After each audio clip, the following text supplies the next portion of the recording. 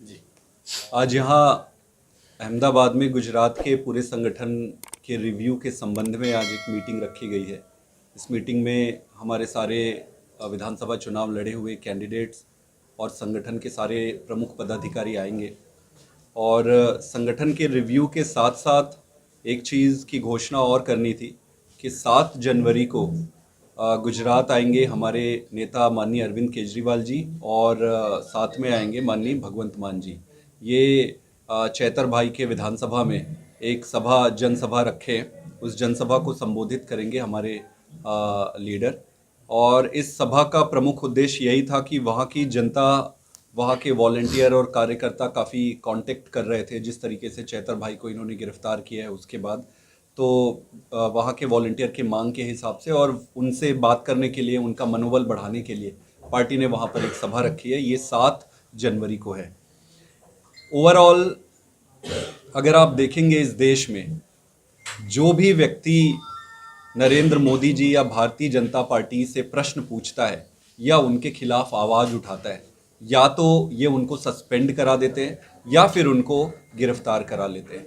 और भारतीय जनता पार्टी को लगता है कि चैतर वसावा जी आने वाले समय में लोकसभा चुनाव में चैतर वसावा जी उनके लिए बड़े समस्या का कारण बन सकते हैं।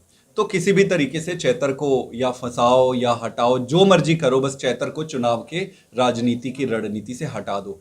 तो भाजपा की जो ये रणनीति है कि या तो वो किसी को खरीदने की कोशिश करते हैं, अगर किसी को खरीद नहीं पाते हैं तो फिर वो किसी भी दूसरे तरीके से षड्यंत्र करके उसको रास्ते से हटाने की कोशिश करते हैं। और ऐसे ही चुनाव लड़ने की उनकी पूरी प्रक्रिया है। ये उनके कैंपेन का हिस्सा बन गया है।